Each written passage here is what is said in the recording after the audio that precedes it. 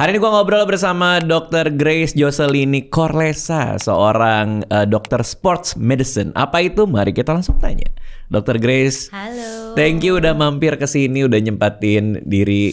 Tadi habis praktek katanya. Habis ngajar juga. Praktek di RSPI. Bintaro. RSPI. Oh, RSPI Bintaro. RSPI yang di Pondok RSPI di Bintaro. Rumah sakit Pondok Indah di Bintaro Jaya. Itu mereka nggak gini kali ya, kayak aneh gak sih kita bikin rumah sakit Pondok Indah tapi bukan di Pondok Indah? Ya daripada bener gak daripada ngerubah nama jadi dipanjangin aja kayaknya. Oh iya, rumah sakit Pondok Indah Bintaro. Lucu juga kalau mereka bangun di Pondok Labu. Ya, rumah sakit Pondok Indah Pondok Labu. Nah, jadi Pondok Indah apa Pondok Labu? Kan sama yang di Puri juga gitu kan. Rumah sakit Pondok Indah Puri. Lucu kalau rumah sakit Bintaro. Iya, jadi ini ya. Rumah sakit Bintaro kan ada. Iya. Nah, bikin kadang tuh suka mix tuh. Nah, rumah sakit yang di Bintaro bukan Premier, di Pondok Indah. Rumah sakit Bintaro Pondok Indah. Terus sebelah-sebelahan. Nah, coba di-consider ya manajemen rumah sakit Bintaro ya. Siapa tahu biar jadi seru aja gitu. Kantin di RSPI paling enak. Tapi di Pondok Indah. Tapi sama, kurang lebih sama di Bintaro. Vendornya sama kayaknya. Dan kebetulan poli saya tuh depan-depanan sama kantin. Enak banget itu. Itu iya. Karena jujur ya, aku suka main ke sana cuman buat makan di kantin. Dan beberapa ternyata banyak banget yang kayak gitu. Jadi itu saya tahu gara-gara beberapa ada tetangga gitu yang saya sering banget ngeliat di kantin cuman buat breakfast. Iya, emang enak. Boleh gak sih kayak gitu? Boleh kan ya? Boleh aja. Boleh ya? Boleh nggak aja. Khusus pasien gitu? Enggak dong, itu kan tempat umum. Betul.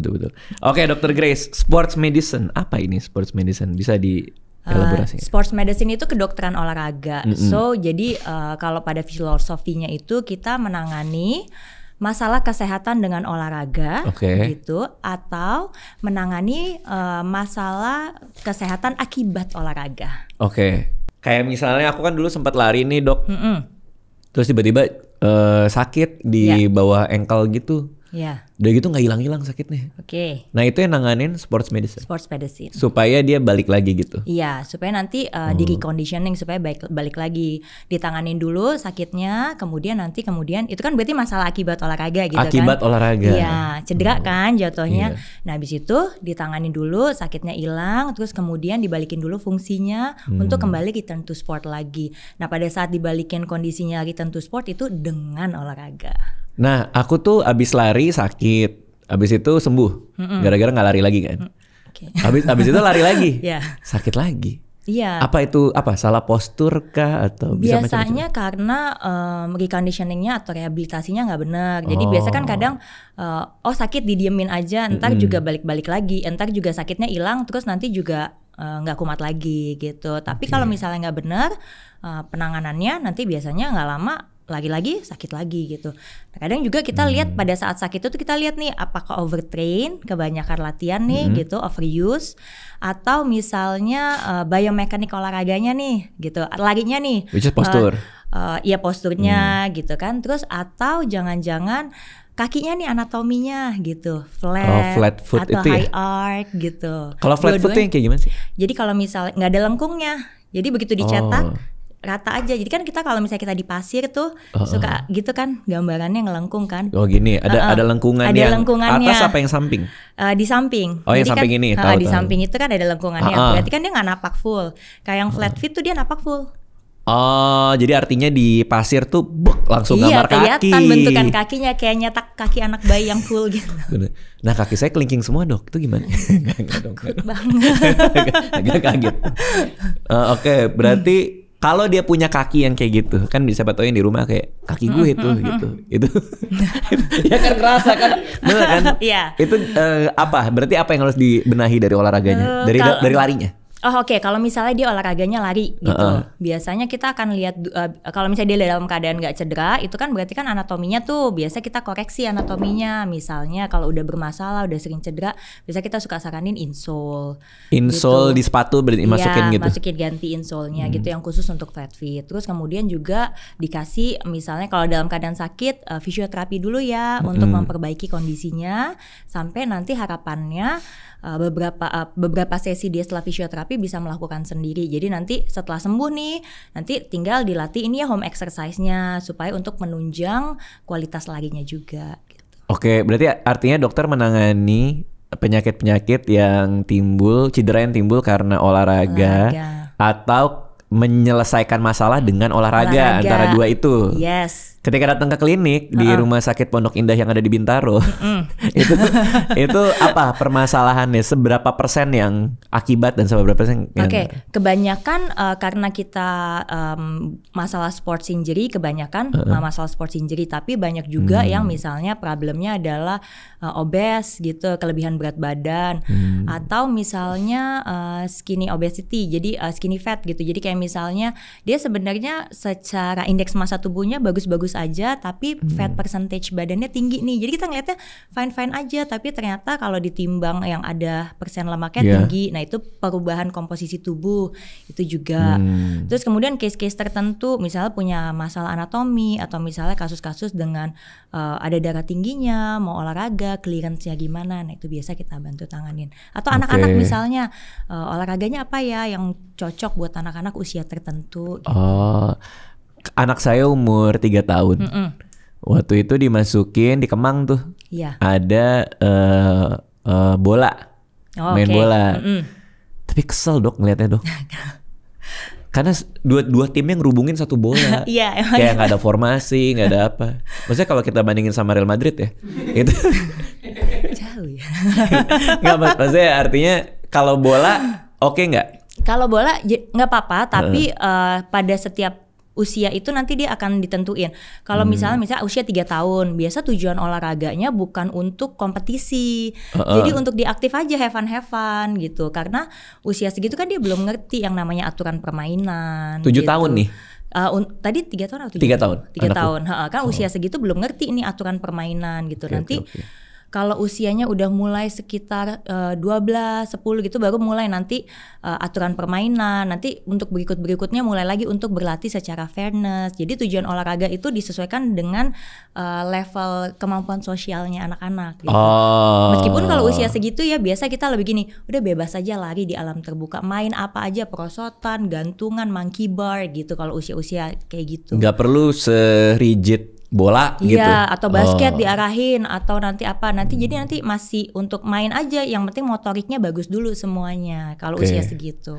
Baru di usia menjelang 10-12 baru tuh kita tim sport itu bagus biasanya buat baru mulai sosial. Iya, jadi buat untuk ngelatih fairness, ngelatih aturan gitu. Kalau di remaja juga biasanya untuk yang tim yang bareng sama teman-teman, karena kan lebih sosialisasi biasanya gitu. Kalau gimnastik dianjurkan nggak buat anak-anak? Oke aja, bagus-bagus aja kan dia ngelatih flexibility.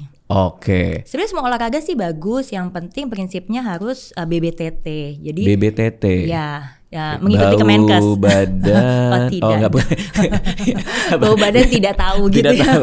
BBTT apa itu? Baik, benar, terukur, teratur. Baik, benar, terukur, teratur. Itu bisa dipakai bukan buat anak-anak juga kan? Maksudnya semua. Jadi baik itu dari sejak usia dini diajarkan untuk aktif gitu, physical activity-nya baik.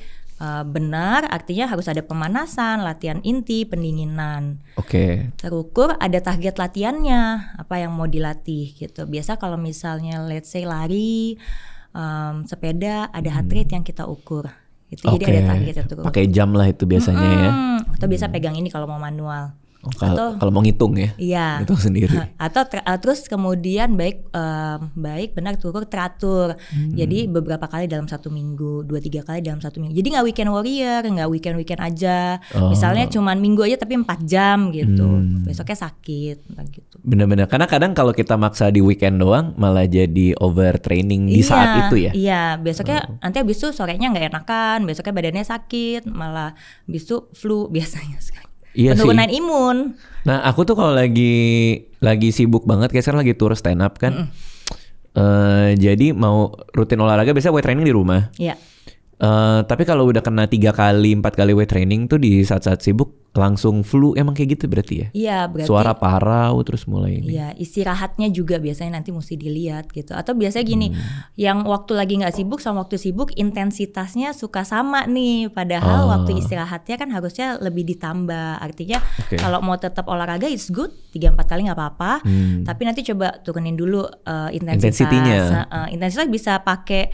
Kalau tadi bisa pakai heart rate, pakai jam, atau kadang kan ribet mau ngeliat-ngeliat jam atau ngukur pakai gini, bisa pakai talk test gitu. Oke. Aku waktu itu pakai jam tapi leher jadi sakit, Dok. Kenapa? Karena kan gede banget tuh aku bawa.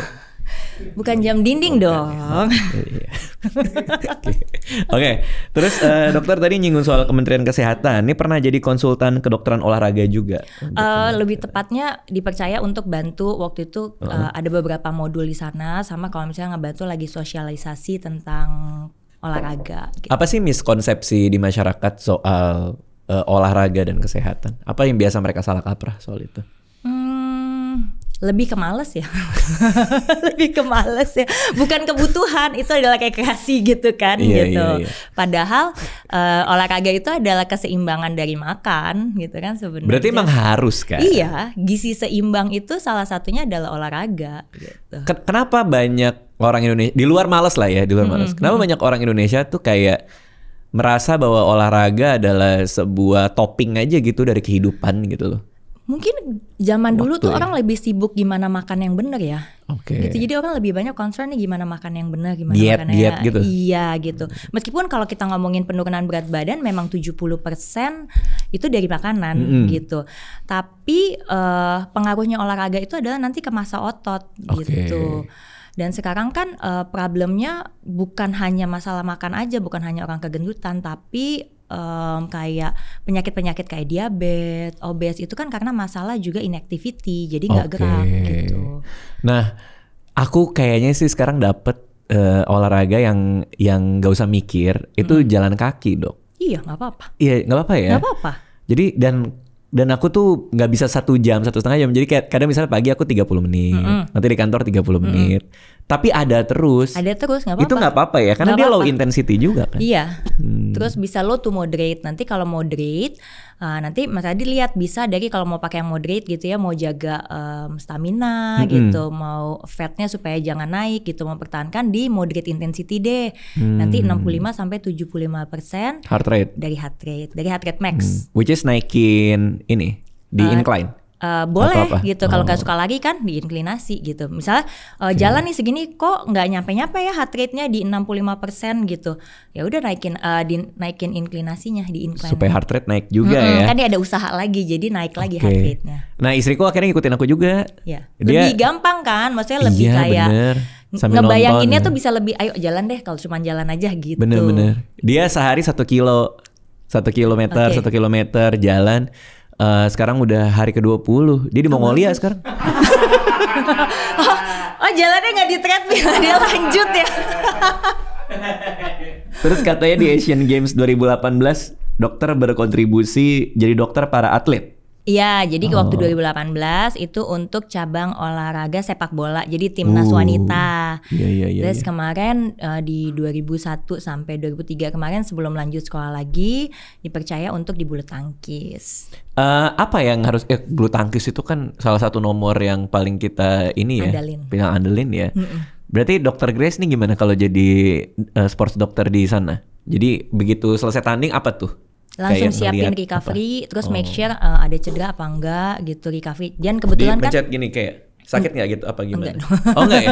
Gimana cara tahu dia nggak cedera? Biasa kan kalau aktif, kalau misalnya udah kayak bulu tangkis gitu, yang udah keluar gitu kan dia udah profesional ya. Biasa dia akan juga ngomong juga gitu. Selain kita juga make sure.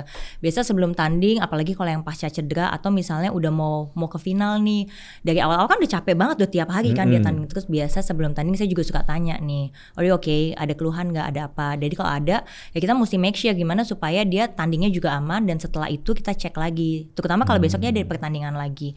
Nah selain itu kan saya juga nggak sendiri, biasa sama tim kan. Ada sport measure, ada fisioterapi. Sport massage itu buat yang buat massage ya massage recovery-nya gitu. Jadi nanti kita lihat, ketemuin masalah medisnya apa, kita tanganin. Kemudian nextnya mereka butuh apa nih? Butuh ke measure atau butuh ke fisio gitu.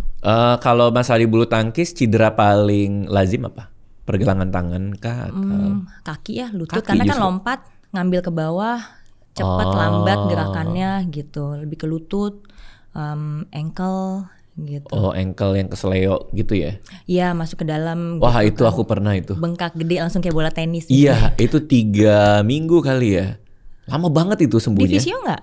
Waktu dulu nggak zaman sekolah kan. Oh, oke. Nggak di fisio, dibiarin aja gitu. Karena kan di sekolah juga kekurangan bola tenis ya. Jadi kita dipakai buat main tenis di situ. Oke. Terus motivasi awal yang mendorong Dr. Grace untuk jadi dokter atlet, sebenarnya dulu maunya main basket gitu apa gimana sih? Iya, maunya main basket. Mau jadi atlet basket atau mau jadi dokter. Dulu kan nggak bisa kayak sekarang ya, harus milih ya. Terus jadwal juga padat kan kalau sekolah kedokteran gitu. Iya, memang pengennya jadi dokter. Terus selesai jadi dokter mau ngambil spesialis apa? Pengennya tuh kalau ngerjain sesuatu tuh yang memang I like what I do gitu. I love what I do what I love aja gitu. Jadi emang seneng ya di dunia olahraga gitu. Jadi di lapangan gitu. Terus ya seneng aja di situ. Jadi ngerjainnya. Tapi happy. Berasa jadi kayak bukan kayak pada dokter pada umumnya ya. Kan biasa kan di klinik apa ini kan di lapangan ngeliatin orang memang lain. Memang katanya dokter olahraga tuh pada ajaib. Memang mentalnya agak beda sama dokter-dokter pada umumnya gitu. Oh, gitu. Jadi memang lebih senangnya biasanya lebih di outdoor daripada yang seperti dokter pada umumnya. Pun sebenarnya semua spesialis itu kan sebelum kita masuk itu nanti kita ada tes nih, tes kayak tes kejiwaannya. Sebenarnya cocok nggak sih dokter ini seseorang dokter ini pada saat mau sekolah lagi dia di spesialis yang mau dia ambil gitu. Ada tes yang menunjukkan nih pas apa enggak gitu? MMPI. Jadi sesuai dengan kehidupan dokternya itu. Kayak misalnya kalau kedokteran olahraga, dia suka nggak di outdoor, dia suka nggak bisa nggak bekerja sama dalam tim karena pasti selalu kerja dalam tim segala macam. Atau misalnya kayak dokter bedah, dalam keadaan emergency bisa nggak di bawah tekanan, stres nggak gitu, yang gitu-gitu. Kebayang lagi.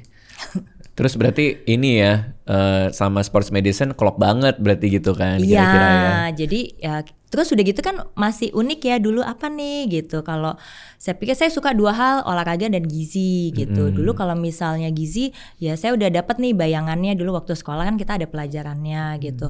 Kalau terus kalau di olahraga bener-bener nggak ada. Kalau sekarang kan ada nih modulnya untuk kedokteran olahraga di S1 kedokteran. Kalau zaman saya dulu belum ada. Jadi sesuatu yang unik banget gitu. Oh, masih dikit gitu ya? Masih dikit. Sampai sekarang juga masih dikit gitu. Dibanding sama spesialis lainnya ya gitu. Jadi unik banget. Terus saya lihat kerjanya.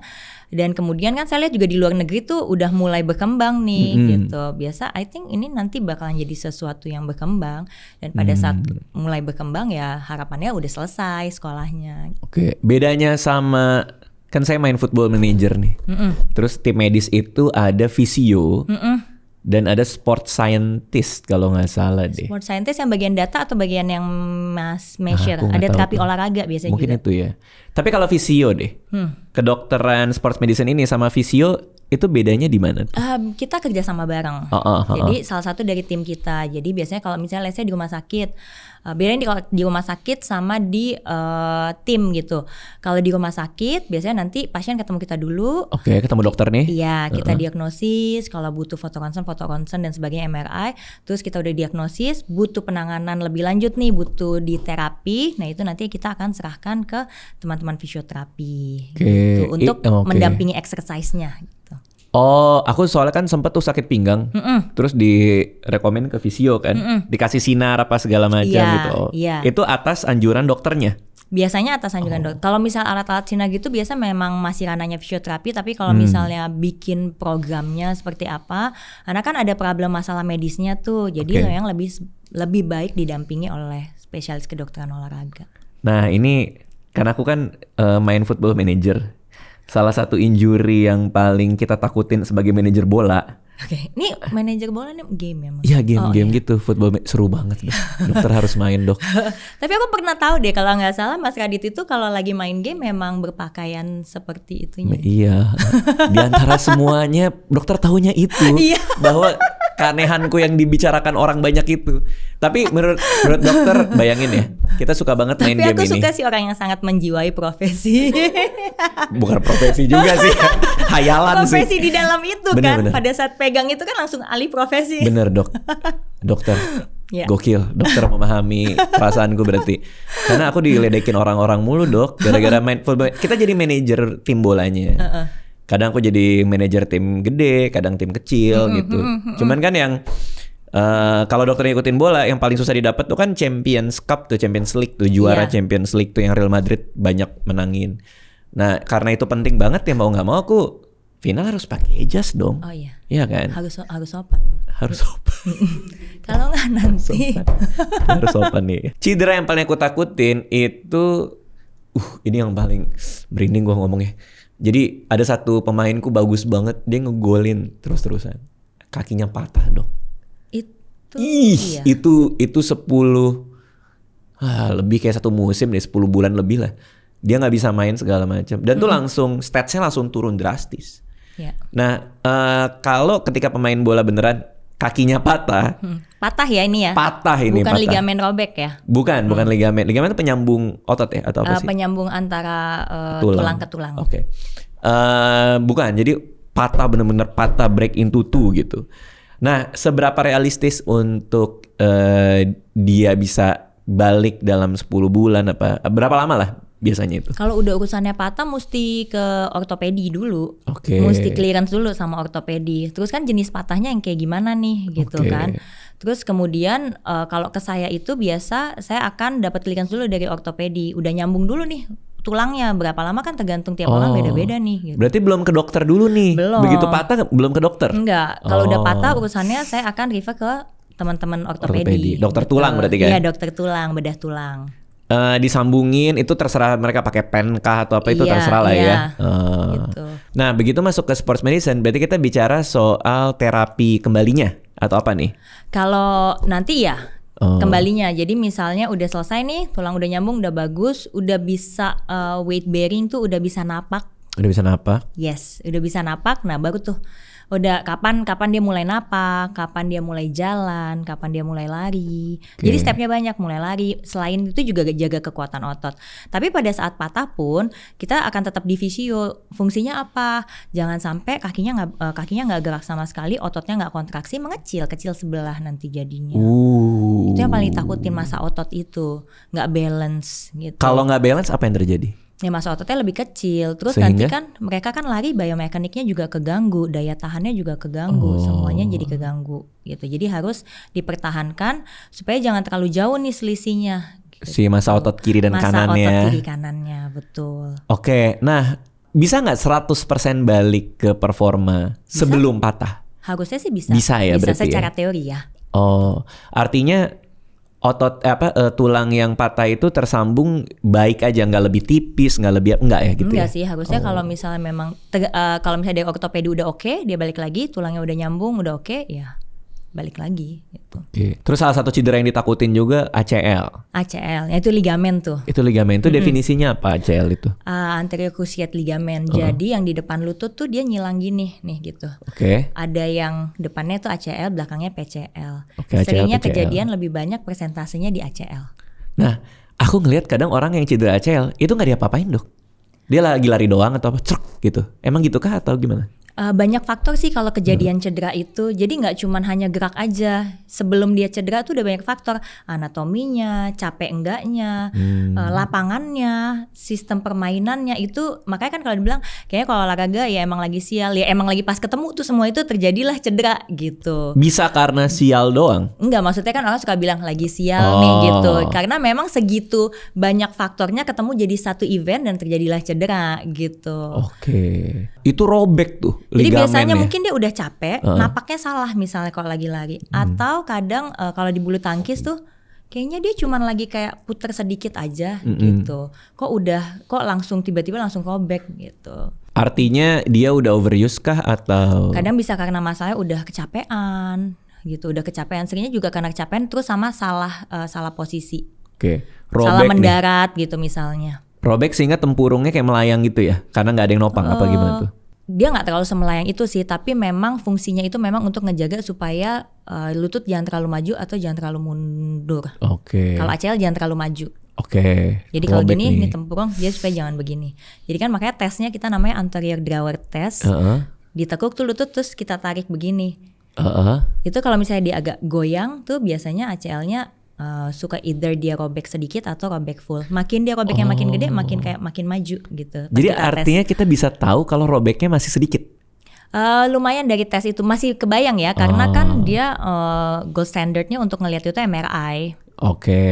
Harus di MRI mau nggak mau gitu. Ada juga yang ternyata maju kayak gitu, ternyata nggak putus sama sekali. Jadi laxity aja, laxity itu emang longgar aja. Dan itu nggak apa-apa. Itu nggak apa-apa, cuma nanti kita lihat. Jadi kita latih penguatan otot pahanya, terus kemudian kita lihat pada saat gerak, pada saat balance dia bagus apa enggak tuh gitu. Pada lompat gitu dia bagus apa enggak, atau keganggu nih kayak unstable gitu jadinya. Kalau udah terjadi ACL, pemulihan berapa lama biasanya? Operasi atau non operasi? Oh itu beda lagi tuh? Beda lagi. Kalau sampai operasi? Kalau sampai operasi 9 sampai 12 bulan. Lama juga ya. Balik sampai pertandingan ya. Karena diapain itu? Disambungin? Karena kan disambungin, disambunginnya lagi bisa dari otot hamstring, otot-otot di paha belakang. Diambil tuh tendonnya terus dijadiin itu. Tapi ini sebenarnya ranahnya ortopedi ya. Cuman kan kita yang kebayang. Jadi kadang saya tahu nih kalau diambilnya di area situ, fisioterapinya gimana gitu supaya jangan bikin sakit atau bikin makin parah area yang diambil itu gitu. Atau kadang di otot yang deket betis gitu, tendon di situnya untuk dibikin graft itu kayak ligamen buatan. Iya, diambil dan ditaruh. Iya betul. Seberapa lazim pasien dokter yang cedera ACL? Ya, lazim tuh atau banyak maksudnya? Banyak, atau lumayan sih. Iya.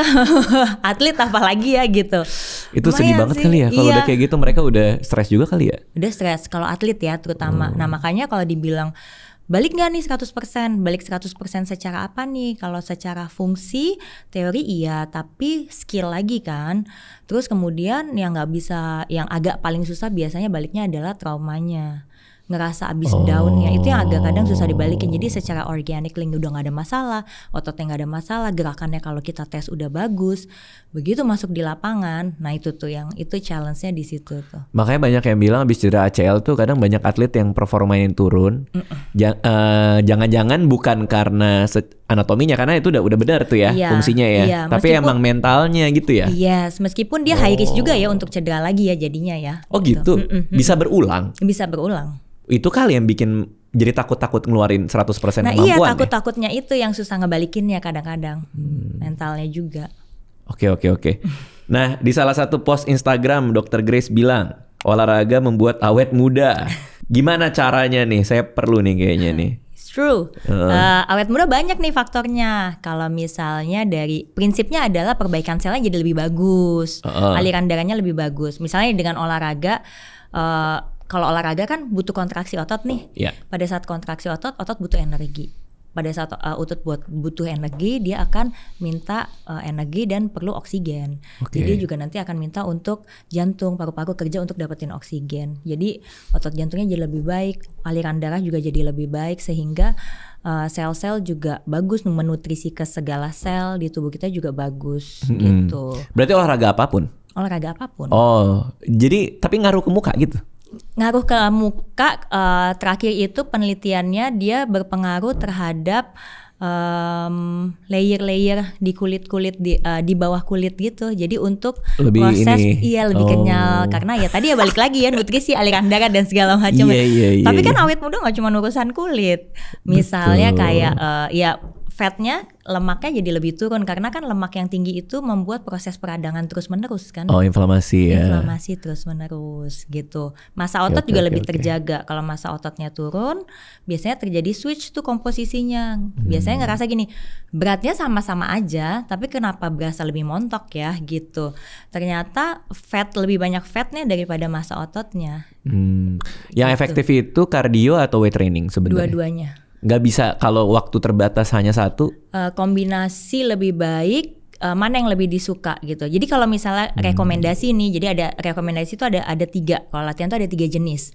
Ada kardio, weight training, sama fleksibilitas. Oke, ini dia nih fleksibilitas ini nih. biasanya soalnya kadang gini orang tuh olahraga langsung kebayangnya adalah tapi Mas Radit oke loh, maksudnya benar-benar cardio, weight training. Karena orang kalau misalnya saya bilang olahraga, jadi dok saya harus lari berapa lama? Saya apa yang bilang harus lari gitu. Iya.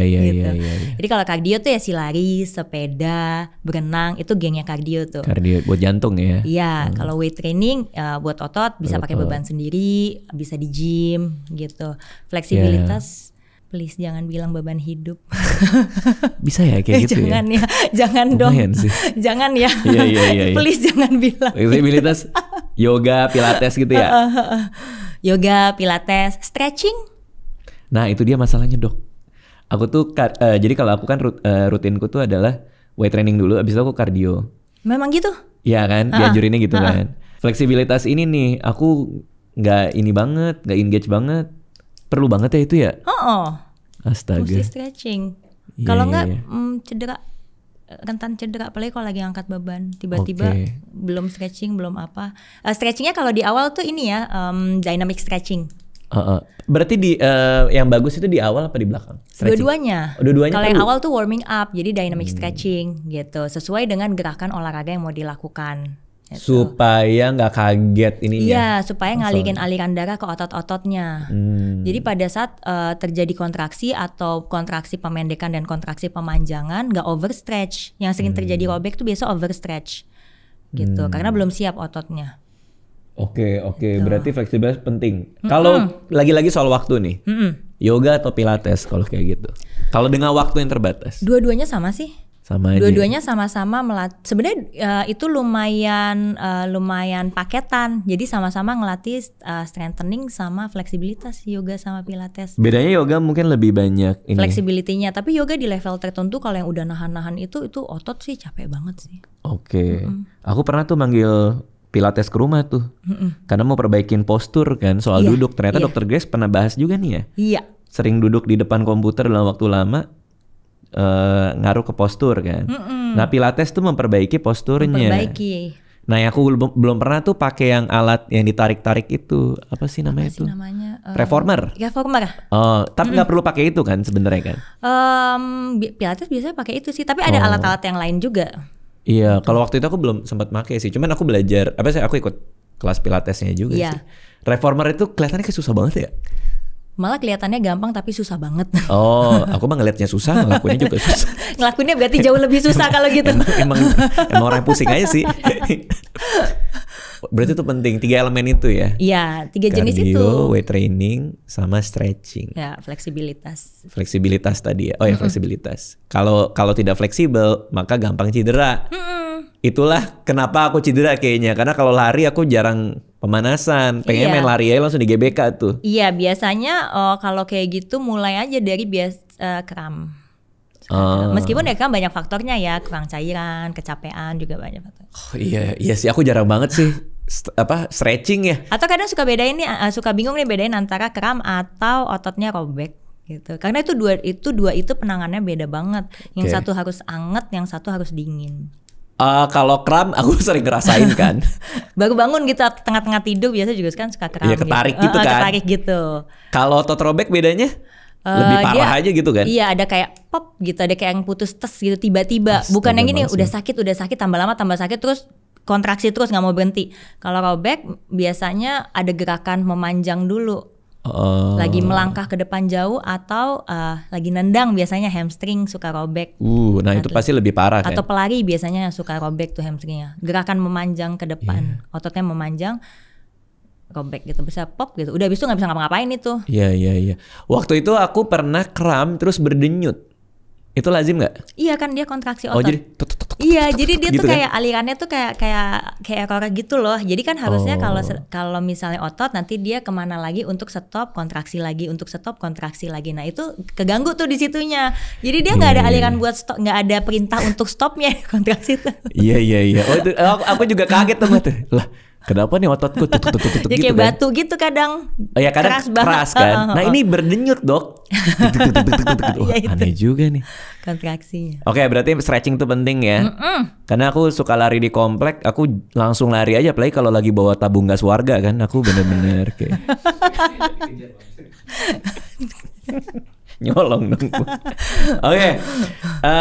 Kira-kira apalagi dok yang bisa disampaikan ke masyarakat yang hubungannya sama sports medicine nih? Tadi kan udah pentingnya 3 komponen ini. Terus apalagi kira-kira? Kalau cedera apa yang harus dilakukan? Pertolongan pertama misalnya. Pertolongan pertama kalau misalnya udah merah, bengkak, tanda-tanda peradangan, kompres es, jangan dipijat-pijat.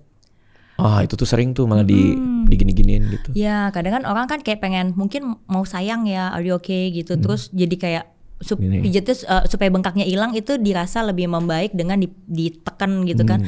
Jangan, itu malah bikin parah gitu. Berarti nggak boleh ya? Iya, bawa kompres es dulu kalau misalnya mau dibawa ke fasilitas kesehatan terdekat gitu. Oke, kalau orang kram tuh sering tuh lagi futsal tuh. Kram, ya paling bener diapain? Kan ada yang kakinya diangkat, di stretching itu. Diginiin. Iya, di stretching. Itu bener.